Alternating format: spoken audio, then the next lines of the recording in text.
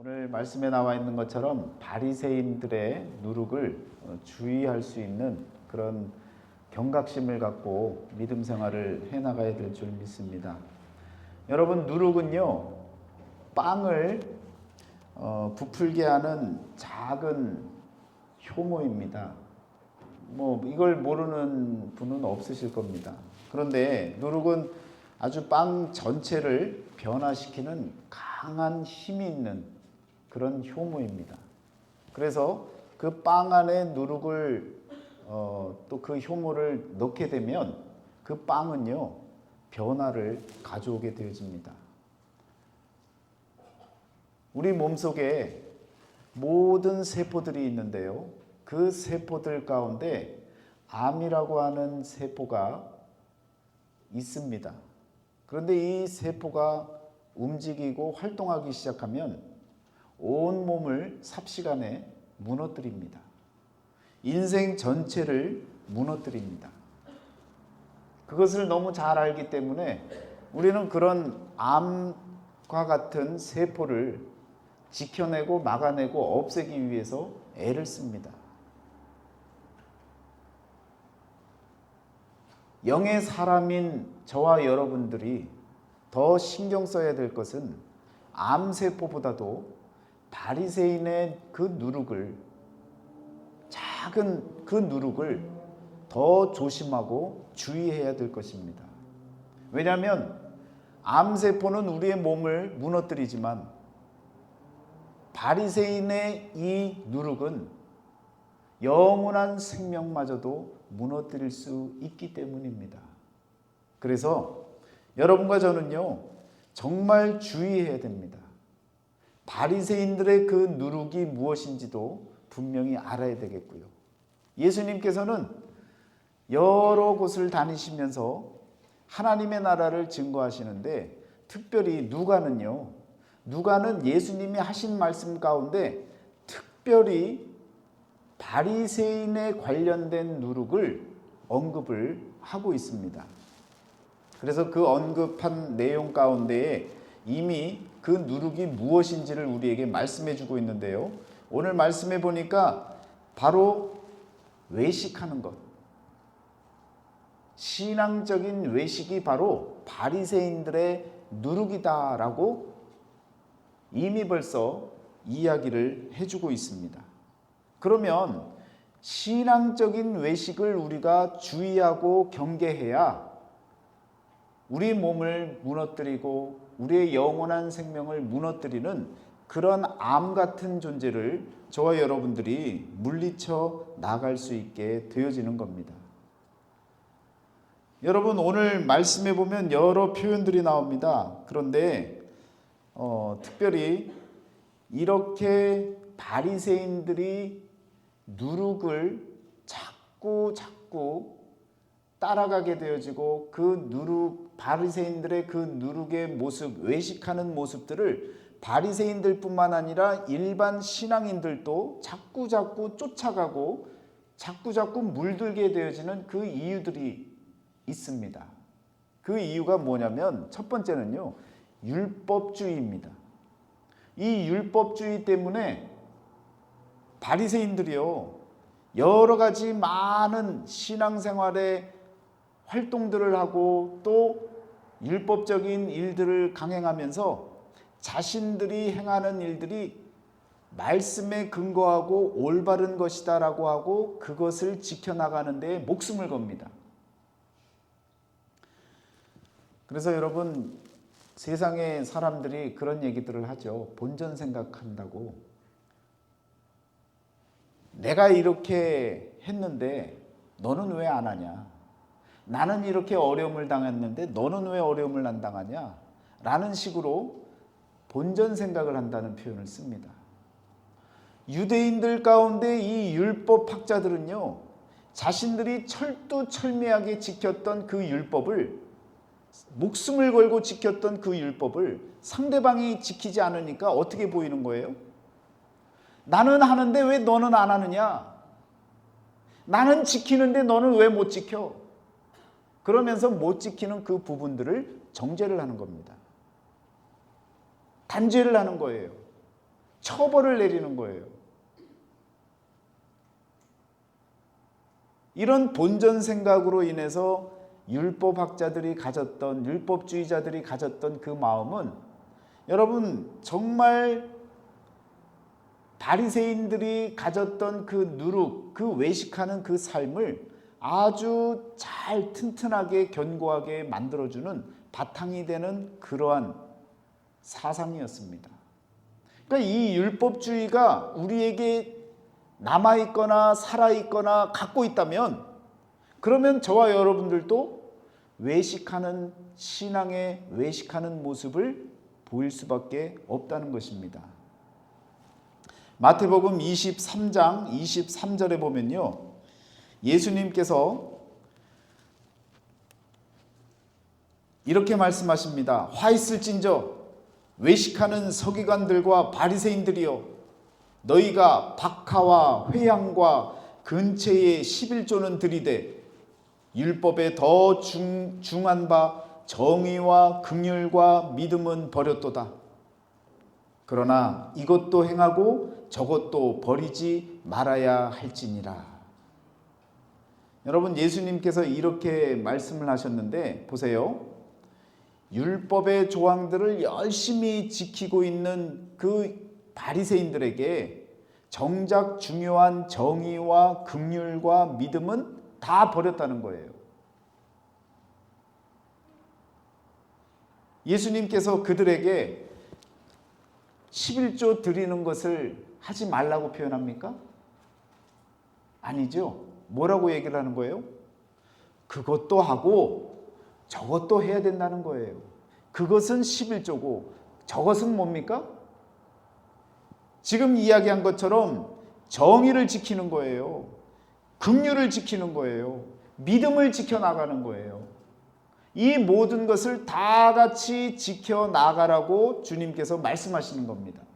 그런데 정의, 긍휼, 믿음 이런 것들은 다 버려버리고 11조만 드리는 거예요. 소득의 11조뿐만 아니라 지금 여기서 표현하기에 뭐라고 얘기를 하느냐, 예수님께서 얘기하시잖아요. 박하와 회향과 근체의 11조까지 다 드린다는 거예요. 물질적인 모든 것, 돈뿐만 아니라 내게 들어오는 모든 것의 11조를 다 드리는 거예요. 철두철미하게 드리는 거예요. 그러니까 할 말이 있겠습니까? 없겠습니까? 교회에서 가장 문제시 되는 사람들이 누군 줄 아세요? 큰 문제를 일으키는 사람은 11조를 가장 잘하는 사람이에요. 당당하거든요. 할 말이 많거든요. 나는 하는데 왜 당신은 못합니까? 이런 말투로 어떤 말이라도 할 수 있거든요. 여러분, 예수님께서는요, 그런 11조도 드리는 것도 중요하지만 더 중요한 바 정의와 긍휼과 믿음을 지키라는 거예요. 그것을 지키고 11조도 하면 문제가 없는 거예요. 그런데 지금 바리새인들은 다른 건 중요한 건 다 빼고 눈에 보여지는 외식해야 할 만한 그 11조만을 드리고 있는 거예요. 그것도 어떻게 들어요? 들어오는 모든 것을 다 계산해서 정확하게 철두철미하게 드리는 거예요. 그런데 예수님께서는 뭐라고 합니까? 화 있을진저. 그게 올바른 모습이 아니다라는 것을 보여주고 계시는 겁니다. 그렇게 열심히 여러분 모든 것에 11조를 다 드리다 보니까 어떤 마음이 드는 거예요? 율법주의로 강하게 살다 보면 교만한 마음이 일어나는 거예요. 나만큼 하는 사람이 어디 있어? 나만큼 하나님 앞에서 이렇게 사는 사람이 또 어디 있어? 라고 하는 마음으로 교만한 마음이 싹트기 시작하는 겁니다. 여러분이 교만해서 교만한 마음을 갖는 게 아니에요. 우리 모두가 교만이라고 하는 그 자체가 어떻게 나타나는지를 바라보면 율법주의가 강하게 우리를 지배하면 교만이라고 하는 것이 자연스럽게 만들어지는 것입니다. 여러분, 바리새인들의 일상을 예수님께서 드러내는 모습이 나오는데요. 누가복음 11장, 12장을 지금 보셨는데 18장을 보시면요. 18장 9절부터 말씀을 보시면 바리새인과 세리에 대한 비유의 말씀이 나옵니다. 그런데 여기에 보면요. 자기를 의롭다고 믿고 다른 사람을 멸시하는 자들에 대한 바리새인들에 대한 그러한 그 말씀을 예수님께서 비유로 이야기를 하시죠. 그래서 뭐라고 기도를 합니까? 바리새인들이요. 성전에 올라가서 바리새인이 이렇게 기도하는 겁니다. 하나님, 나는 다른 사람들 곧 토색, 불의, 간음하는 자들과 같지 아니하고 이 세리와도 같지 아니함을 감사하나이다. 여러분, 기도를 이런 식으로 하면 되겠습니까? 옆에 버젓이 세리가 서 있어요. 그런데 기도를 들으라고 어떻게 하고 있는 거예요?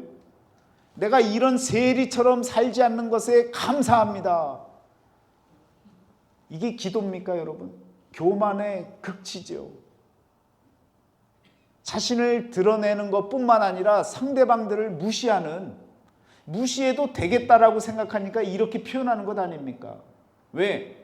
나만큼 못하는 사람들이니까. 나만큼 하나님 앞에 열심으로 드리는 일을 못하는 사람들이니까 마음껏 욕해도 하나님이 인정해 주겠다라는 마음으로 감사 기도를 드리는데 이런 식으로 기도를 하고 있는 거예요. 여러분, 그러면서 12절에 뭐라고 합니까? 나는 1회에 7일에 2번씩 금식하고 또 소득의 11조를 드리나이다. 그러니까 이렇게 감사하다는 거예요. 여러분, 감사한 이유가 이래서 되겠습니까? 그런데 옆에 서 있는 세리는 어떻게 기도한다 그래요? 멀리 서서 눈을 들어 하늘을 쳐다보지도 못하고 다만 가슴을 치며 이르되 하나님이여 불쌍히 여기소서 나는 죄인이로소이다. 여러분, 세리의 기도가 올바른 기도입니까? 아니면 정말 열심히 열정을 갖고 하나님 앞에 율법주의를 갖고 교만하지만 무언가를 다 드리고 사는 이 바리새인의 기도가 정당한 기도가 되겠습니까? 누가 봐도 알 수 있는 기도 아닙니까? 누가 봐도 결론이 나오는 얘기가 아닙니까?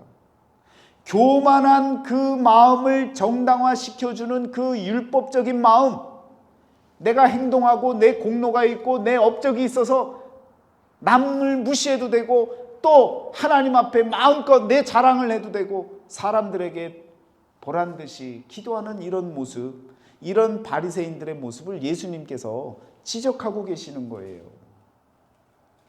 오늘 저와 여러분들 마음속에 하나님을 믿는다고 하면서 하나님께 나오는 것도 귀한 일인데 더 귀한 것은 내가 가진 것, 내 물질, 내 소유를 갖고 하나님께 드리는 것, 본래는 하나님의 것인데 내 것인 양 생각하고 드리니까 바리새인들의 마음이 이렇게 생각이 되어지는 거예요. 내 건데 하나님께 드렸으니까 내가 더 떳떳해 보이는 거죠. 그런데 본래 하나님 것이라고 생각하는 사람은요, 드리는 것에 대해서 당연한 것으로 여기지 이것이 자랑거리가 되어지지 않는 겁니다. 그런데도 바리새인들은 이것이 자랑거리가 되어지고 교만의 바탕이 되어지는 율법 정신을 더 단단하게 키워나가는 그런 모습의 삶을, 신앙에 외식하는 모습을 갖고 살아가고 있었다라는 것입니다. 여러분, 오늘 우리들이 바리새인들의 누룩을 주님께서 주의하라고 말씀하셨는데 그 외식하는 신앙이 왜 만들어지는지 그 이유들을, 겉으로 드러나는 이유를 우리가 두 가지로, 율법주의와 교만한 마음, 이 두 가지로 우리가 살펴봤습니다.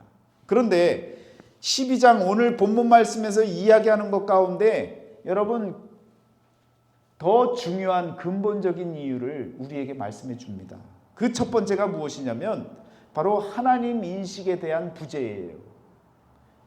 하나님이 도대체 어떤 분인지를 잘 모르는 거예요. 그 말씀을 지금 12장에서 이야기하는데요. 4절 말씀에 이렇게 얘기하죠. 내가 내 친구 너희에게 말하노니 몸을 죽이고 그 후에 능히 더 못하는 자들을 두려워하지 말라. 지금 바리새인들의 그 누룩, 그 외식하는 모습을 따라가는 믿는 자들이 왜 그렇게 따라갈 수밖에 없느냐? 두려움의 대상을 잘못 보고 있는 거예요.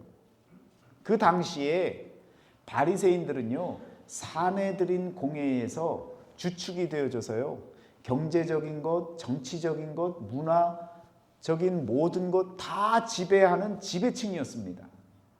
그러니까 그들의 눈에서 벗어나면 삶이 고단해지는 거예요.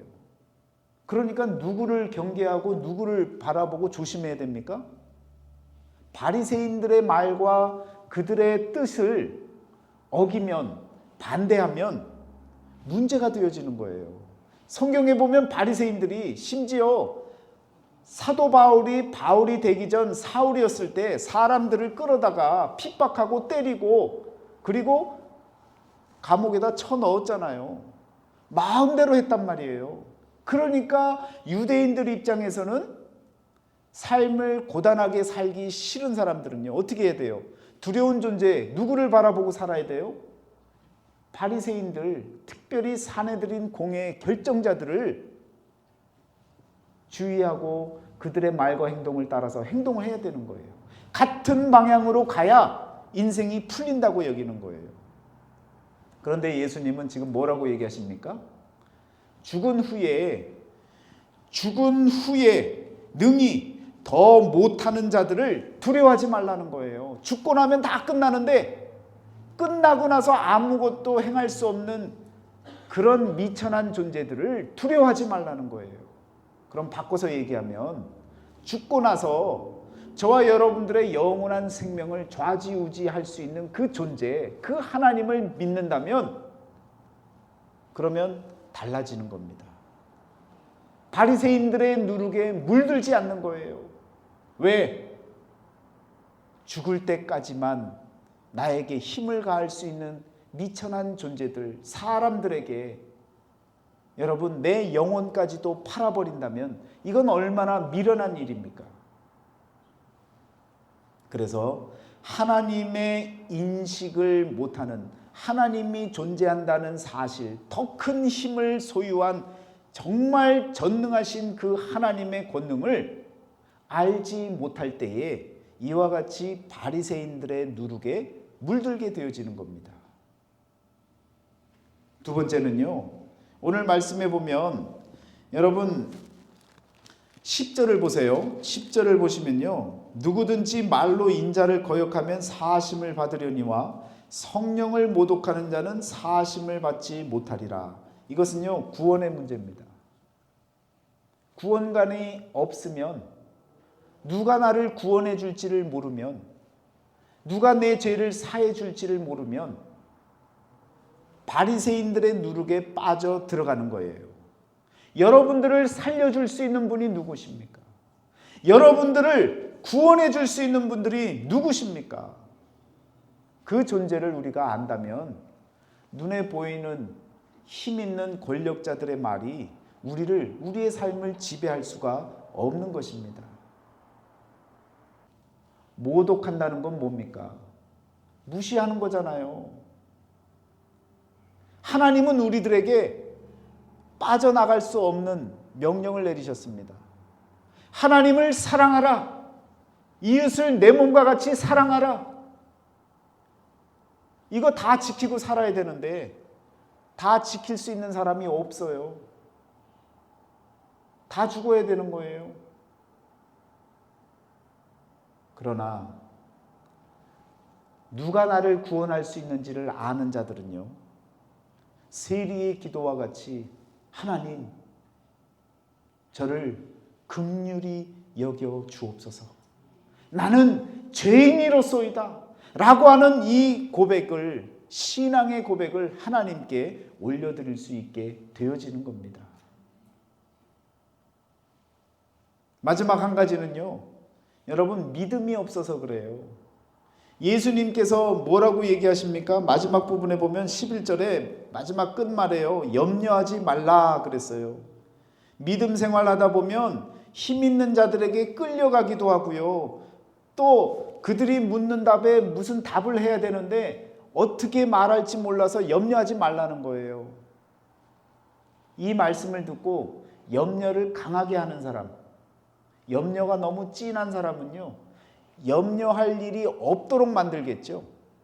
그 얘기는 뭡니까? 믿음으로 안 사는 거예요. 믿음으로 살면 힘 있는 자들하고 갈등이 생기고 어려움을 당하니까 어떻게 해요? 아닌 척하고 살면 되는 거예요. 그냥 썬데이 크리스찬으로서 살면 되는 거예요. 무늬만 크리스찬으로 살면 되는 거예요. 그러면 아무 문제 없어요.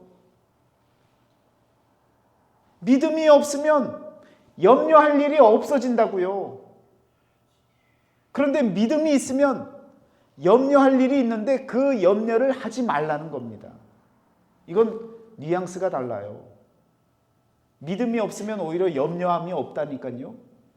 뭘 걱정합니까? 하나님이 없다고 생각하는데 뭔 일을 못하겠어요? 그러니까 막 사는 거예요. 염려할 일이 없어요. 그런데 믿음이 조금이라도 있으면 염려가 생긴다고요. 그런데 성령께서는 그 염려도 내려놓으라는 겁니다. 더 믿음이 강해지면 당연히 있는 그 염려거리들이 우리 안에서 해결되어 줄 수 있다는 사실을 이야기해 주고 계시는 거예요. 2015년 6월 26일 여러분 그날 어떤 일이 있었는지 기억하세요? 2015년에 우리 크리스찬에게 미국에 살고 있는 저와 여러분들에게 가장 충격적인 선언이 되어진 그 날에 어떤 선언이 있었는지 기억하십니까?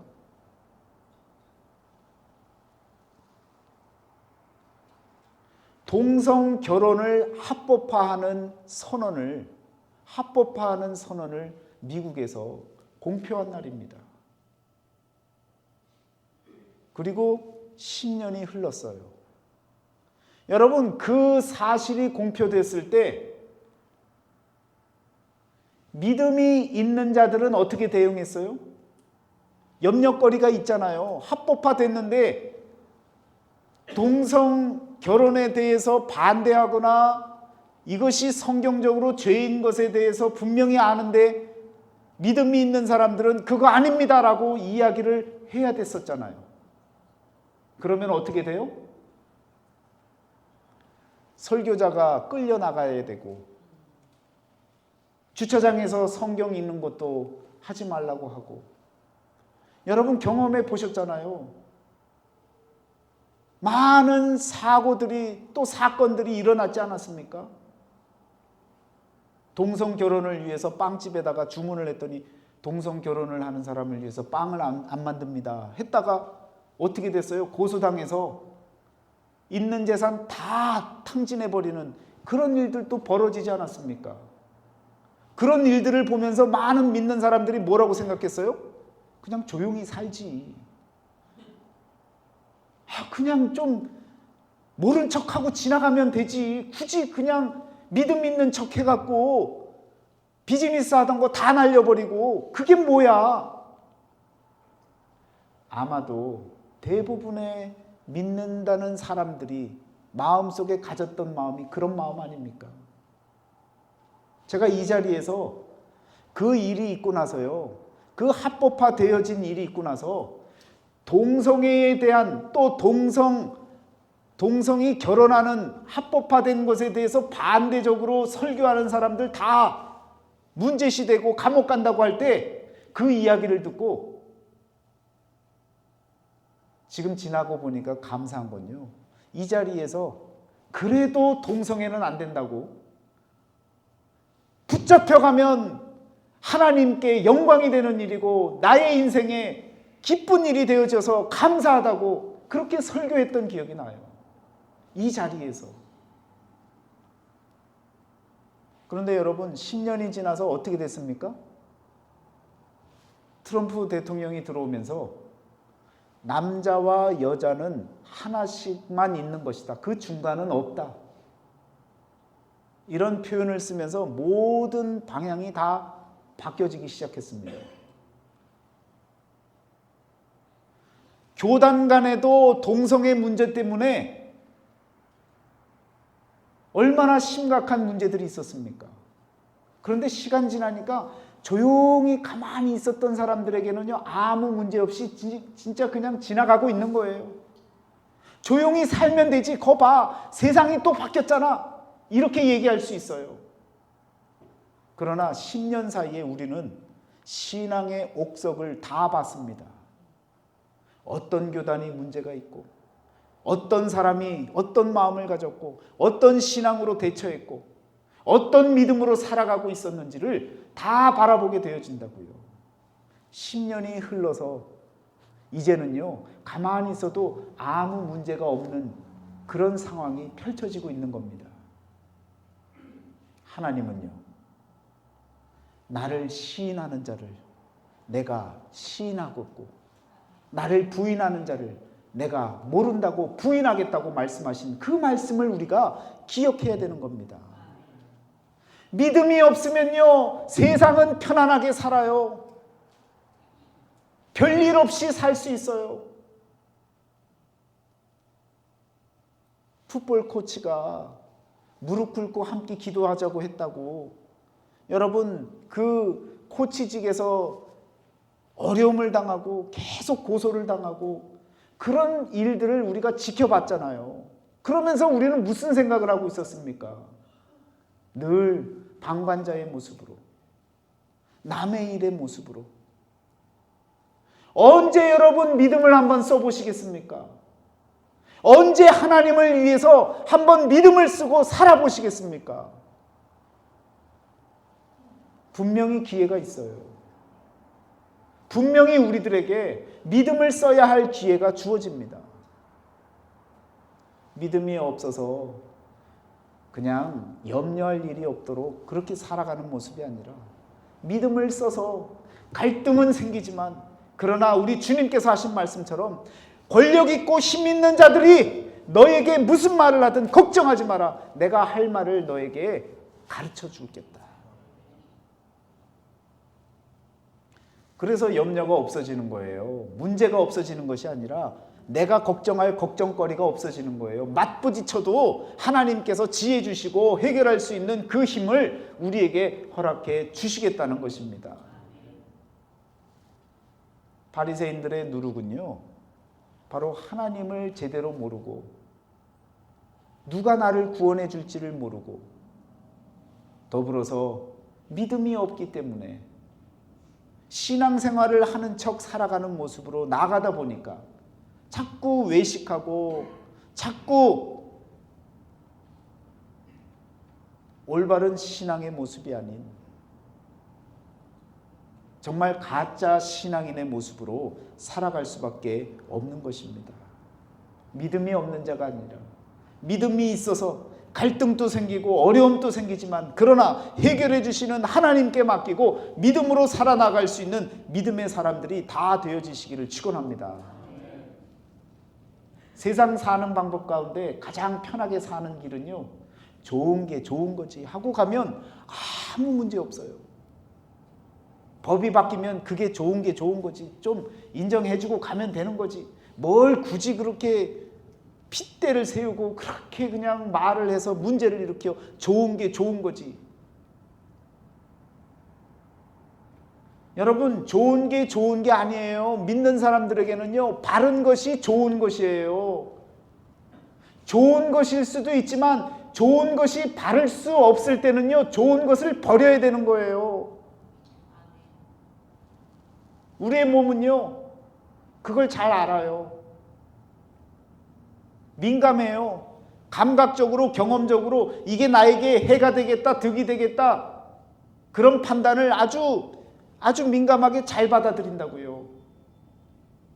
그래서 여러분, 믿지 않는 일, 보이지 않는 것을 믿을 수 없는 일이 자꾸 펼쳐지는 이유는요, 우리의 몸이 감각적으로, 경험적으로 자꾸 느끼고 알기 때문에, 두려운 일이 또 일어나면 내 몸이 고달플 것 같으니까 좋은 게 좋은 것으로 하고 살아가려고 하는 그런 마음을 자꾸 유지시키려고 하는 거예요. 그것이 바리새인들이 가졌던 그 누룩에 나타나는 모습들입니다. 우리는요, 바른 것이 좋은 것인 것을 마음에 새기시고 늘 하나님의 진리의 말씀, 그 말씀이 우리에게 좋은 것이고 우리에게 바른 것인 것을 고백하고 믿음으로 살아나가야 될 줄 믿습니다. 그래서 여러분 12장을 쭉 읽어보셨지만 읽다 보면요, 결국은 예수님께서 뭐라고 얘기를 하십니까? 결국은 31절에 이같이 얘기하시는 거예요. 다만 너희는 그의 나라를 구하라. 그리하면 이런 것들을 너희에게 더하시리라. 33절엔 뭐라고 나옵니까? 너희 소유를 팔아 구제하여 낡아지지 아니하는 배낭을 만들라. 곧 하늘에 둔 바 다함이 없는 보물이니 거기는 도둑도 가까이 하는 일이 없고 좀도 먹는 일이 없느니라. 백을 좋아하는 사람은 이건 또 무슨 백이지? 무슨 배낭이지?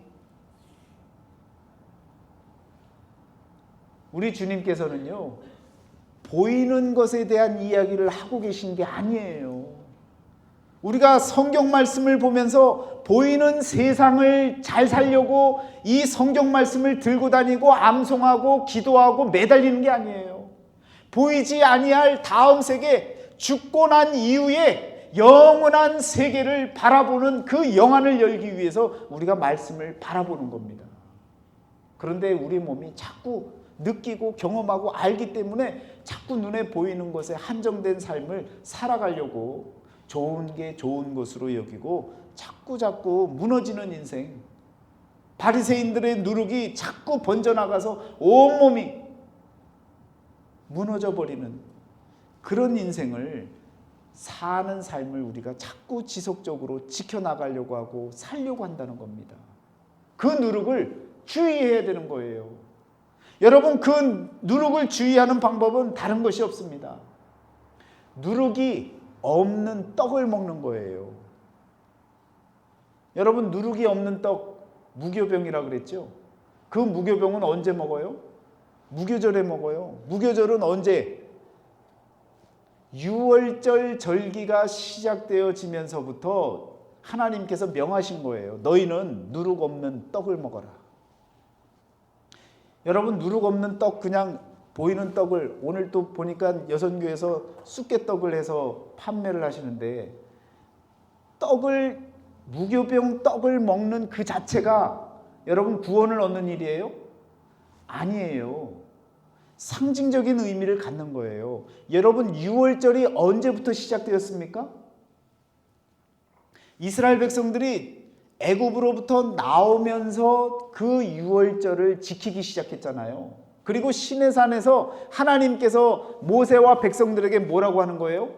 이제부터, 오늘부터가 바로 모든 원년이다.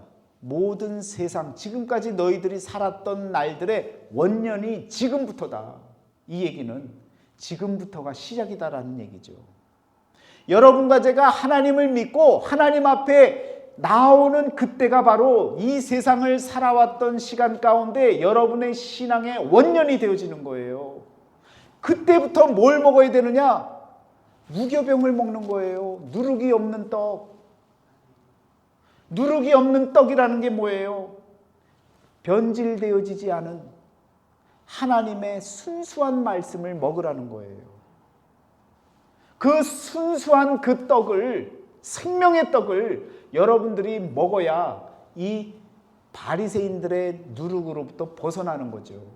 그러니까 누룩이 없는 떡, 무교병을 먹는 그 이유가 구약에서 얘기해 주는 것이 바로 순복음을, 본래적인 하나님의 말씀, 원래의 그 하나님의 살아계신 말씀, 가감되어지지 않은 그 말씀만을 여러분과 제가 먹고 그 말씀대로 살아나가야 된다는 것입니다.